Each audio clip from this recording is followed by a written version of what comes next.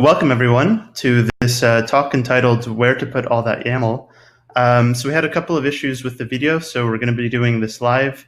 Hopefully I remember all the content. We're going to be talking about distributed applications in general, kind of the evolution of distributed applications and what our approach to them was at Docker.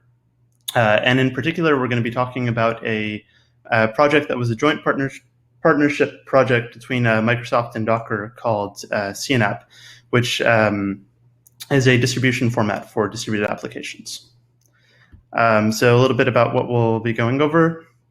So I'll give you some context on the problem of distributed applications in general, and in distribution and all of that. We'll go over some history stuff, kind of the evolution of that. And we'll do a state of the state, which is talking about what CNAB is today. And finally, we have a demo, not really a live demo. Unfortunately, we only have some screenshots that I'll be able to share with you. A little bit about myself, so you know who is this person who's talking to you about CNAB. So my name is Ryan. I worked at a cloud startup called Netkind for about a year out of university that got acquired by Docker, where I worked for 5 years. Kind of worked all over the place while I was there. I worked on Docker Hub, worked on the enterprise side, and got to help with developing the distribution format for CNAB, which is what I'll be talking to you about today. Currently, I work at Stripe, and also it's my birthday. So if you want to, I wish I could share some cake with y'all, but yeah. Okay, so what really is the challenge here? Like, what do we mean when we talk about, the distribution of multi-service applications, the distribution of distributed applications? So, starting with, premise of Docker democratized containers. Containers existed before Docker, of course, but what Docker did was give that really clean user experience. Docker pull, Docker push, Docker run, for being able to run containers as a primitive in the cloud, for running, single process applications. And so, developers got these tools, these really nice, elegant tools for running these single process applications. And what that created, maybe as a side effect, you might say, is it unlocked this movement towards multi-service applications. Once you have these easier primitives for evolving single process applications, in a data center or in the cloud, you start to move towards, these multi-service architectures. And so a question that we repeatedly asked ourselves at Docker was, how can we unlock that same clean user experience, that same clean experience for lifecycle management, but for multi-service applications? So, let's say you've got, API front end, workers, asynchronous workers, databases, messaging queues, load balancing, all of these components that make up a multi-service application. Could we make a user experience that was clean and elegant in the same way for that? And so we had a couple of approaches to that at Docker. So, first bit of history here. So in January of 2014, Docker acquired a company called Orchard Labs, which was most known for a product called Fig. Some of you will know Fig. I'm sure most of you will know of Compose. Compose is essentially a tool that allows you to specify using YAML, because everything is specified using YAML, the components of a multi-service application. So, services, networks, volumes, all of these things that make it up. And, interestingly, what we saw with Compose was developers would use it quite a bit for setting up local environments. And they continue to use it today for having an easy way to stand up local development environments that are multi-service. But we haven't really seen Compose as a tool be used for standing up multi-service applications in production against a production orchestrator. Even though, clearly we get some signal that Compose as a format for specifying multi-service applications is solid. Briefly after that, there was a thing called DABs. So DABs were distributed application bundles. These were essentially a way to package up a multi-service compose defined application as a binary and ship that around. And what we realized with those was they were still lacking that really clean Docker push, Docker pull, Docker run user experience. A little bit of history after that. So after a while, Docker Stack incorporated the compose binary format. So you could do, Docker Stack -c compose file. And so, this is the first time that we really had, as opposed to compose as its own Python-based binary being shipped along with the Docker toolchain, this was something in the Docker binary itself that was aware of the compose format. So all the meanwhile, while all of these attempts at developing a tool set for multi-service applications, all the while all of this is happening, we're seeing widespread adoption of Kubernetes as the orchestrator of choice for a lot of people. So we're thinking, we can't really have a solution here that's going to be swarm-centric. For those of you who don't know, Swarm is Docker's orchestrator. So enter CNAB, which would be the latest and greatest when it comes to distribution of multi-service applications. So this is a project that starts in 2018. It starts with some great work that's done by the developer team in Paris at Docker, as well as a partnership with Microsoft. And since then, it's seen quite a bit of adoption across the industry, across a lot of stakeholders. Artifactory and Red Hat, to name just a couple, on the distribution side. So what CNAB stands for is Cloud Native Application Bundles. And it's essentially a format for packaging in multi-service applications, as well as all of the other components that make a cloud native application what it is. But as we'll see, it can be you're able to use CNAB for a lot more than just multi-service applications. That was use case, top use case, the first of many use cases, but there are multiple other ones. So before we get into all of those different use cases, let's talk a little bit about the components of a CNAB. So CNAB itself can refer to the specification, and I can tell you where to find the specification, but a particular CNAB is a particular bundle, and what that bundles up is a few different things. So the first thing is a bundle JSON, which essentially contains the metadata of your application. So things like author, version, description, that sort of stuff would be contained in the bundle JSON. There's a thing called an invocation image, which is a container image. And essentially, this is a container image that you point at an environment and you tell it to stand up your application. And from there, it's able to do whatever steps necessary. I mean, we're talking, beyond Turing complete here. This is it's a container image. It's written in any language you would like, using any framework you would like, and is able to stand up your application against any target environment. So your target environment could be an orchestrator here. It could be a cloud provider like AWS. And the invocation image is able to stand up your environment.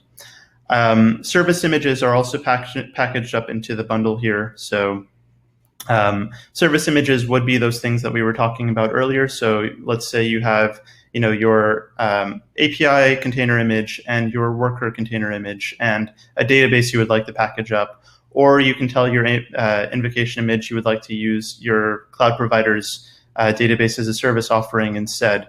All of this can be specified using a combination of the bundle JSON and the service images and the invocation image.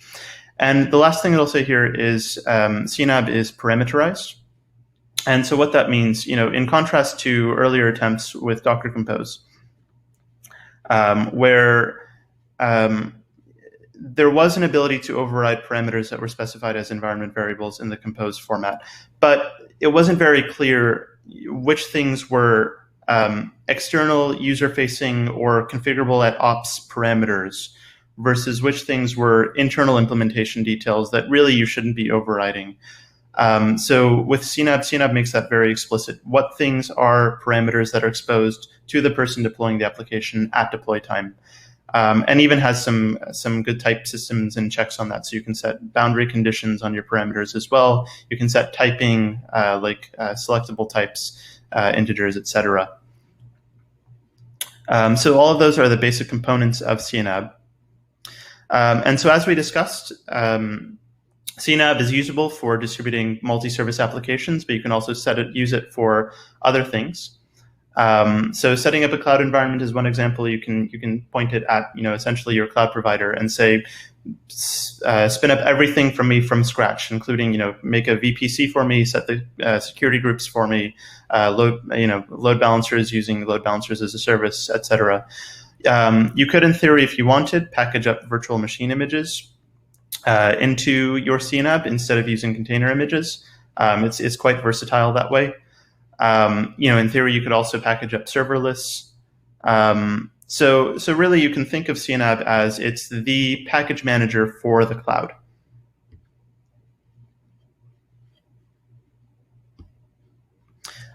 So we're going to do a brief interlude here and talk about OCI, because this talk is specifically going to be about not CNAB, but the distribution of bundles. So how does that you go about shipping these bundles, getting them from where it is that they're built to where it is that they're ultimately run.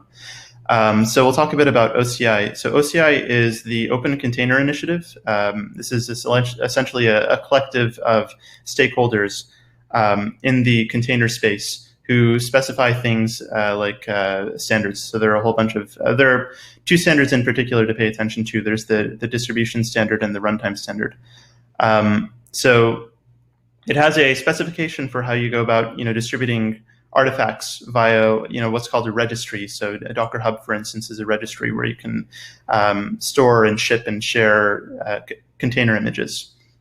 And essentially, this is a collection of JSON REST specifications. A manifest looks like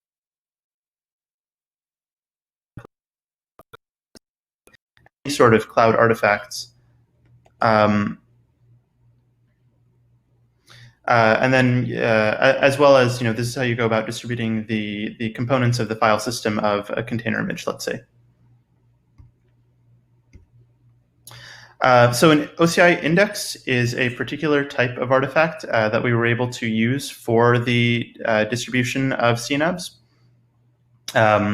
So a few things about what an OCI index is. OCI indices really start from what were before Docker's multi-architecture images. So Docker wanted the ability to ship an image of images, essentially, where, as I said, we have our manifest here. A manifest is the top level specification of the configuration and the components, the layers, the file system layers that make up a container. So an index is kind of a manifest of manifests. Importantly, what the index format added on top of the original multi-arch image format was generic annotations. So these are essentially a collection of key value pairs that you can use to specify whatever additional information you want in this artifact. And thanks to that, we've seen quite a bit of use of OCI indices for a whole bunch of different use cases. To name a few, so build caches in Docker's build kit. Container snapshots. Upstream refs is something that we're going to come back to in just a minute, so I'll explain that. And of course, the services that make up a CNAB. So we'll see in just a minute how it is that we use these key value pairs to specify the necessary metadata for shipping CNABs. Also importantly, so what an OCI index can do is reference another OCI index. That's a nice feature that allows you essentially to build, recursively, you can build fairly complex graphs of OCI indices. And thanks to that feature, we were able to ship, as a pleasant surprise, we were able to ship multi-arch, multi-service CNABs in the first go. So when you combine these two, this is essentially what it looks like. So this is kind of a summarized version of an OCI index here containing CNAB. So you can see as an example here, we have our top level construct, which is our manifests. And this is a list of all of the manifests and indices that are referenced from this OCI index. So you can see we've got a media type that specifies, this is a manifest.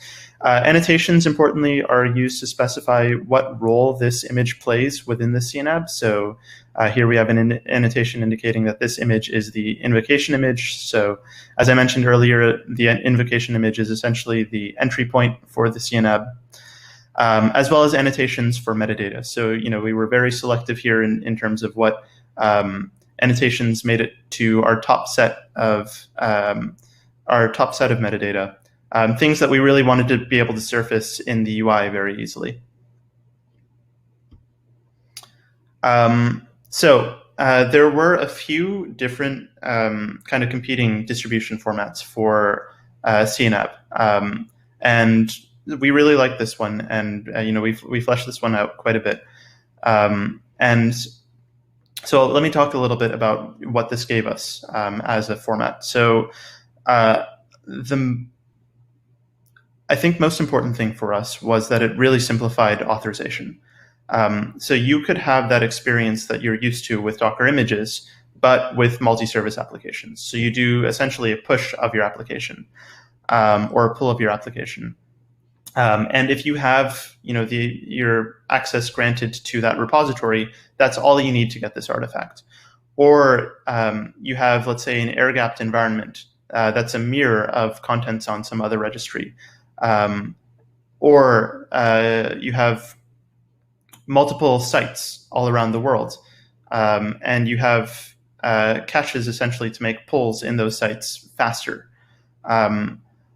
Having this model for how it is that we distribute applications meant that we were able to take advantage of everything that was built before. And we had quite a few enterprise customers who did have environments like this. Another advantage was that signatures were preserved. So you essentially reference the same exact manifest from within an OCI index that may have been built by an upstream company, let's say. Which means that the digest for that manifest stays the same, which means that the signatures for that manifest stay the same. So, you could, in theory, and we developed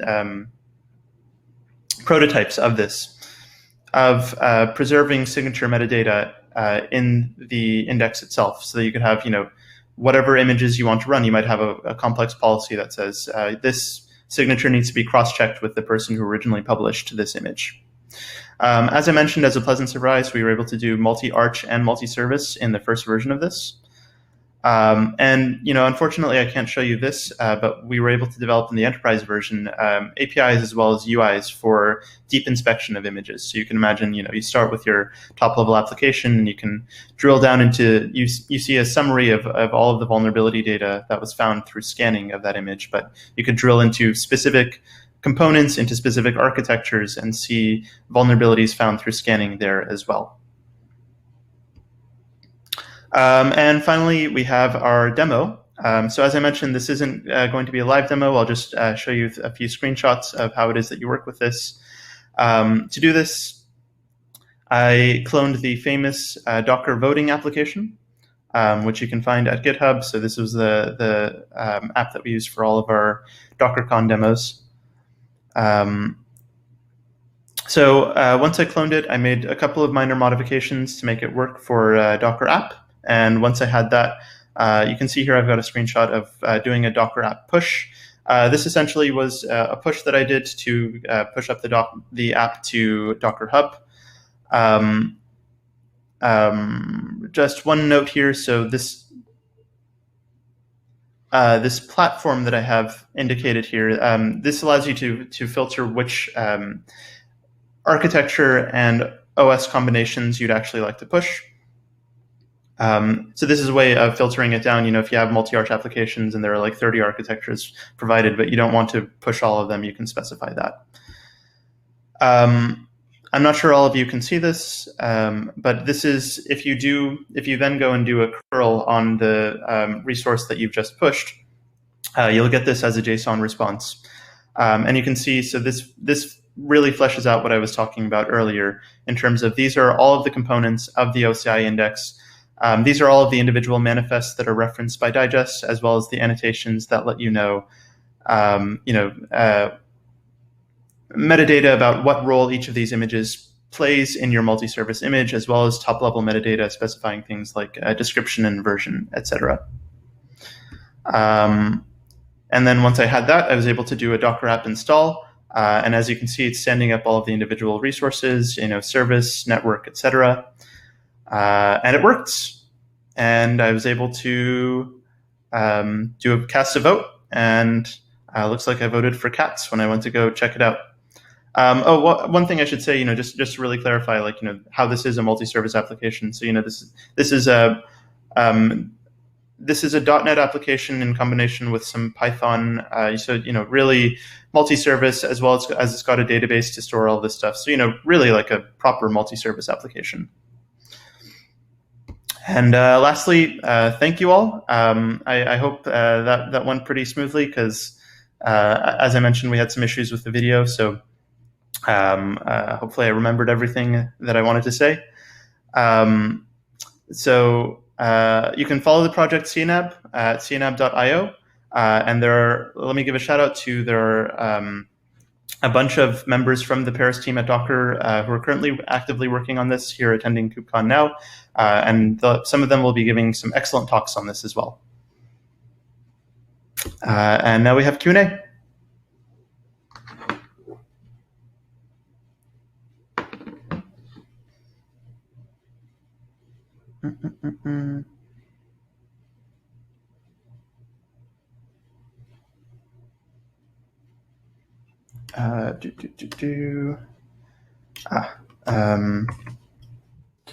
Sorry, I am going to need it 1 minute here while I get to the Q&A.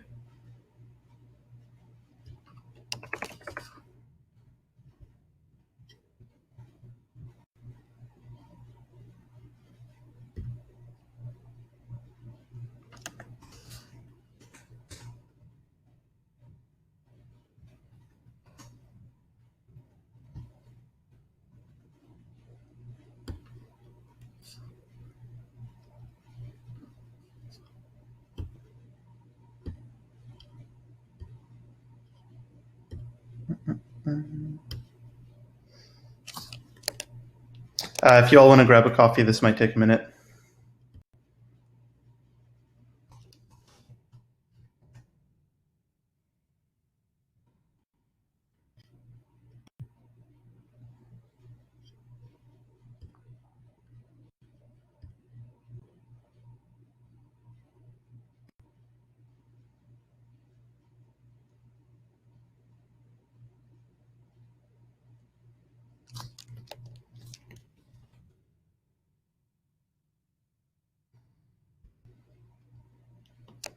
Okay.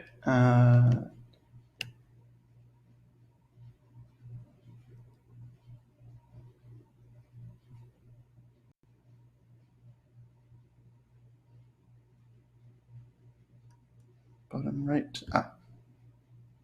Being told to press a counterclockwise arrow here. Counterclockwise arrow.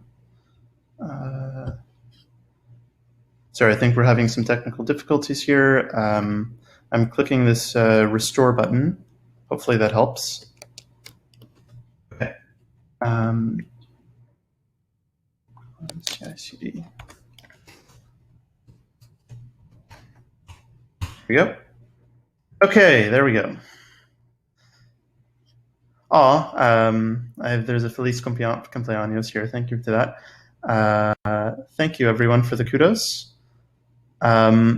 Did we have any questions? Somebody's asking, where can I get the slides? And we have a response. Great.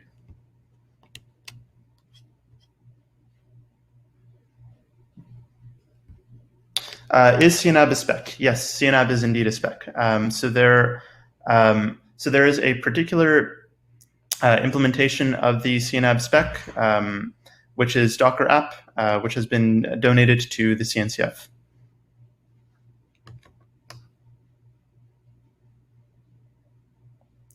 Are there tools for discovery / cataloging of CNAB applications? At the moment, I'm not aware of any tools, but if anybody from the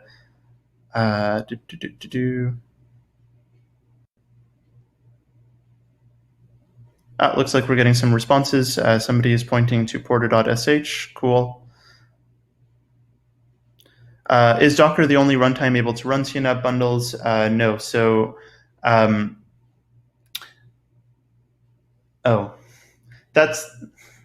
that's a little bit of a difficult question to answer, because Docker apps themselves, yes, if you want to run Docker app install, which is compliant with the CNAB spec, you will have to do that on Docker itself, but you can point it to an environment that uses other container runtimes. So let's say you're standing up a Kubernetes application using CNAB. You can use whatever container runtime you want for that, and the CNAB the CNAB bundle, when it runs, will essentially install it as a collection of containers running on Kubernetes.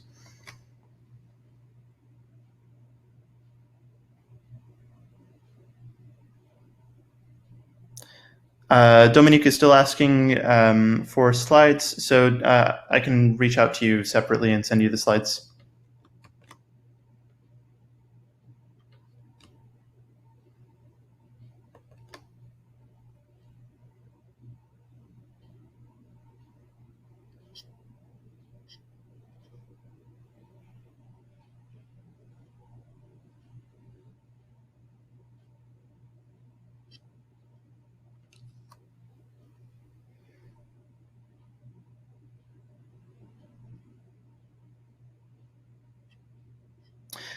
So Cassandra is asking, what types of changes can I make to my YAML once it's inside a bundle with a Docker app?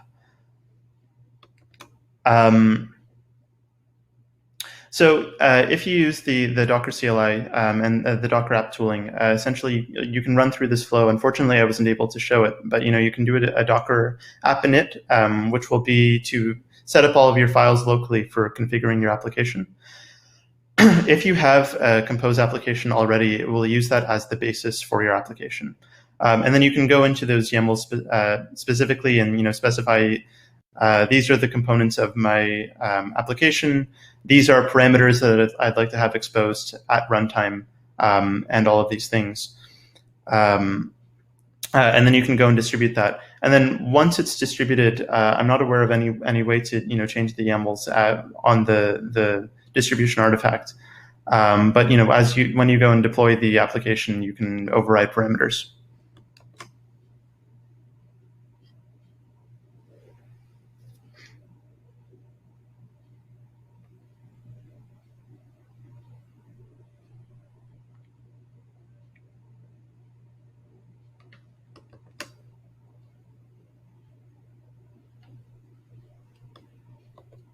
Okay, and I think that's it for questions. I'm online, so please feel free to reach out to me on Slack. I'm on a lot of the Slacks, and yeah, thank you very much. And go enjoy the other KubeCon talks, and in particular the other CNAB talks.